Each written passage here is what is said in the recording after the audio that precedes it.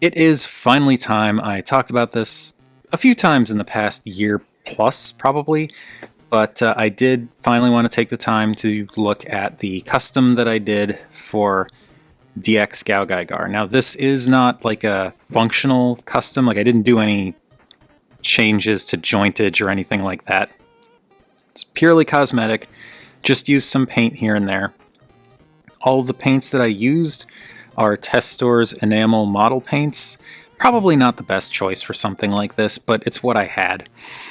And I'll go over like matte versus gloss in certain situations to explain things. And of course I'm going to explain my thinking behind some of the stuff that he did. But basically, just try to paint this thing up to look a little bit more show accurate. And it didn't really take that many details, but I did add a little bit of paint here and there. The train liner Gao didn't do anything to this, so off to the side that goes. But starting with Drill Gao, I did do a little bit of painting on here. I did the windows on all sides of both of the twin drill tank cockpits, whatever. Those are all done in black. It's a glossy black because they're windows. Did the venting behind the cockpits in gray. I painted the little lights, I guess, on the end gray. Again, I'm going based on like animation model that I was looking at as reference. And then I did the bases of the drills in black, and I went with glossy. I think because I thought the glossy would match a little bit more with the slightly glossy plastic, but also it kind of, the shine works with like the chrome of the drills. And then I actually went in and painted the screws gold. It's not glossy, but I thought painting the screws gold just they blend in a little bit better with the gold chrome on drills. So that is everything I did to Drill Gao. Didn't paint the treads or anything like that, but yeah, I think it adds a little bit of something. I don't know. It's nothing major, but I just wanted to make this thing look a little more show accurate, you know? Not that I've even watched the show. Anyway, Stealth Gao, also just a couple of minor things that I did to this. Also stuff with the helmet that we'll get into later, but there were a couple of minor changes, but I was really excited to do them. So first off, as you may notice, the windows are gray. I used a matte gray, and for this I did actually have to take it apart. There's a just a screw here that takes this piece out, so I just unscrewed that to pop out the red piece, and then I painted the windows, waited for it to dry, and then screwed it back in. So that way it's nice and clean. I didn't have to worry about accidentally getting anything around the edges here. And again, it's just to make it look a little bit more show accurate or animation accurate. And this is, by the reference sheets that I was looking at, the windows were gray, so did that. And I do like that. I think that actually stands out on the black.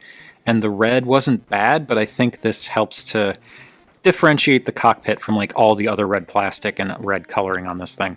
And the other major thing that I did was, this is something I wanted to do so bad, and I was so glad to finally do it. I did, again, disassemble the hands or forearms to do this, just because I didn't want to risk getting paint on the hands, but I went in with a matte black and painted the vent detailing around the outside here. It's not a perfect match with the fists, but I think this looks so much better than just the solid red plastic with the fists sticking out. This really helps the fists to blend in a bit more, and the fingers actually do kind of look like, they almost kind of line up with the venting molding too on the vents. So yeah, I did that because I thought it would look a little bit better, and I think it does. I think this helps to make these look more like intakes rather than just chunks of red plastic with fists in them. So I'm proud of how this came out too. And then of course the one that got the most paint, Galeon. Yeah, there's a lot of paint on this. I did the claws in gold on both the front and back feet. A lot of this detail we'll get into more in robot mode, but then also for the lion head, I did paint the inside of the mouth a glossy black. I don't entirely know why I went with glossy, but I took the head apart so I could paint it. Painted it glossy black, so that way it's like it actually looks like an open mouth now, and it doesn't just reflect the gold back. I mean, it looked fine without the paint, but I just really wanted something to make that mouth look more like an open mouth, you know? Also did the venting detail on the sides in black, and that was just like a lot of this was just very careful going in and like paying extra close attention to the to the edges and going in again to like clean it up with some paint thinner, because these were enamel paints, so I couldn't just like use water to wash it away. And then did a little dollop of black on the nose, and of course painted the fangs in silver. And by taking the head apart, that made getting the fangs a little bit easier, because then I had a better angle to get like the back sides as well. I did not paint the tail because the tail is like a flexi plastic, and I honestly wasn't sure how the enamel paint would play with the flexi yellow plastic. For that same reason, I did not paint the head crest on GaoGaiGar, but I still think overall this is pretty cool. Now, robot mode. GaiGar's robot mode, or GaiGar, I did just a lot of little details on this. I did the black in these little like square circular details on the hips. There were none on the back, so I didn't do them back there, but I did get the black just above the knee blocks as well, which again, going for animation accuracy, I did black in the...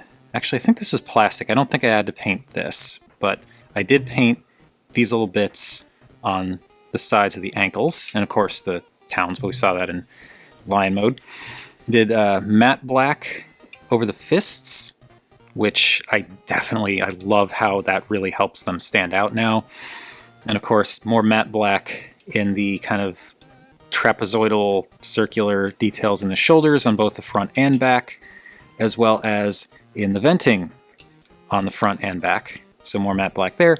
I already saw the lion. Did these little bits down here as well in glossy black. And then I also did a surprising amount of painting on the head. It doesn't look like it, but I did. I left the eyes pink, but I painted... one thing that really bugged me was the gem on the head crest. They only painted the front of it green. So what I ended up doing was getting green and going around the edges. And I'm trying to remember if I painted the front as well so that it would all match, or if the green was just close enough that I didn't have to. I don't remember, but like having the green going all the way around the edge, big difference for me. And also the little black bits around the forehead and around the helmet venting, whatever you want to call it, painted that in. Did some gold in the head crest, and even did the gold, copper, or whatever for the mullet and back. And again, it's not a whole lot of significant changes, but a lot of really small ones that I think really make this look pretty darn cool.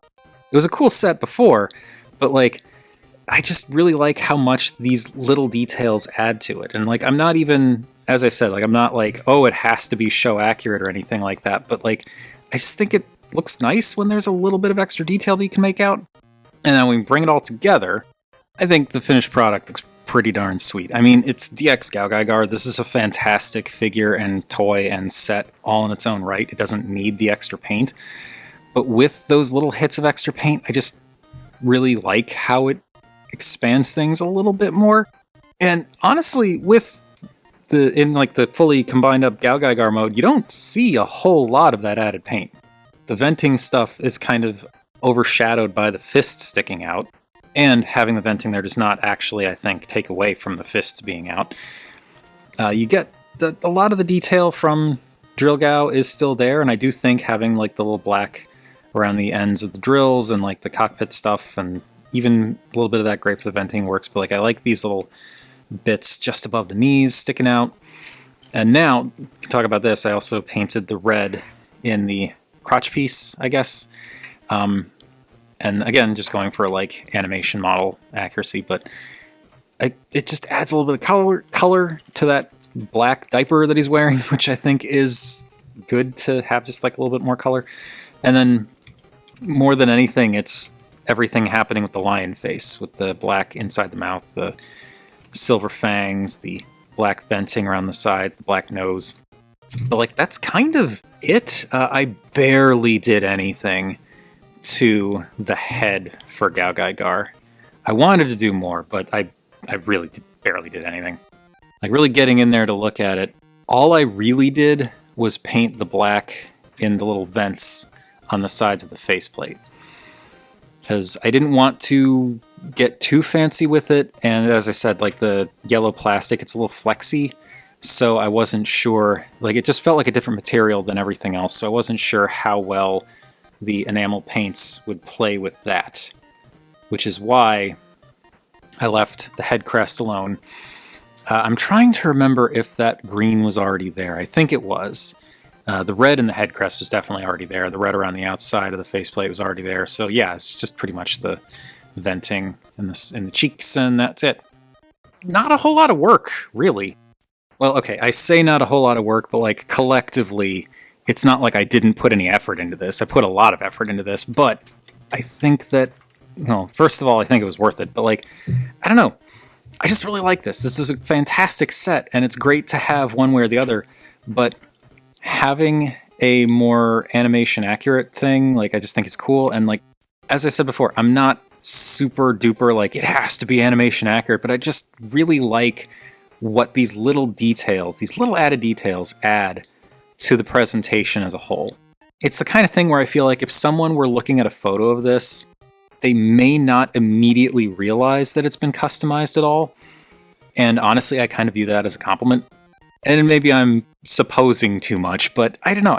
I like how these little details are so subtle, but when you know what it looked like before, I think this just adds an extra layer to everything that makes it really cool. And I really like this figure. I really like this set, and having this now where it's a little bit more specifically mine and just a little bit more animation focused in its presentation. I just think it's neat. Functionally, the paint does nothing. Like, there's no difference in the engineering. I don't have to, like, because of the areas that I painted and the areas that I left unpainted, not that there are areas that other than like the head crest and stuff. Because of that, like, it doesn't affect the transformation at all. I don't have to be any more careful with it or anything like that. It still transforms exactly the same way. It still does the perfect transformation, turbine sliding up onto the arms to become forearms and fists. Nothing has changed mechanically, and I like that too. But anyway, that's it. Short one. Just wanted to go over it because I'd talked about this custom for quite some time, and I figured it was about time that I actually showed some of what I did in a bit more detail than just, hey, I should talk about that sometime. So, what do y'all think? Hopefully you don't think I ruined it. I know there are some people who are probably like gasping at the fact that I customized this vintage Brave figure. I will say this is the Choi Rock version, so it's not like, you know, the probably infinitely more valuable Takara version, but still, vintage GaoGaiGar figure. I get it. I totally get it. But I don't know, I really wanted to dress him up a little bit, give him just a little bit more pizzazz, and I think I might have done that. Anyway, whatever your thoughts, feel free to chime in down below. I always enjoy hearing from you all. Thank you everybody for watching, and I have to say, I'm not entirely sure how regular the videos are going to be for the foreseeable future, just because of the whole, you know, I'm not really going to be covering official Hasbro stuff anymore. So I can't promise 2 a week like I used to be doing. I can't even necessarily promise 1 a week. It just depends on what comes in, what I'm able to get. But I am curious to know what you all think. I'm thinking I might go back and revisit some other figures that I looked at in the past, because some of those videos are older, and maybe it'll give me an excuse to like start doing, you know, scripted, more tightly edited stuff again, and just spend more time making it. I don't know. But I'm curious to know what you all think. Like, would you be interested if I revisited some third-party KO non-Hasbro figures that I looked at in the past? Or is it just like, you know, the video's already out there, so there's no point in making another one? I'm curious. But anyway, thanks for watching, and we'll talk to you in the next video for whatever figure that ends up being about.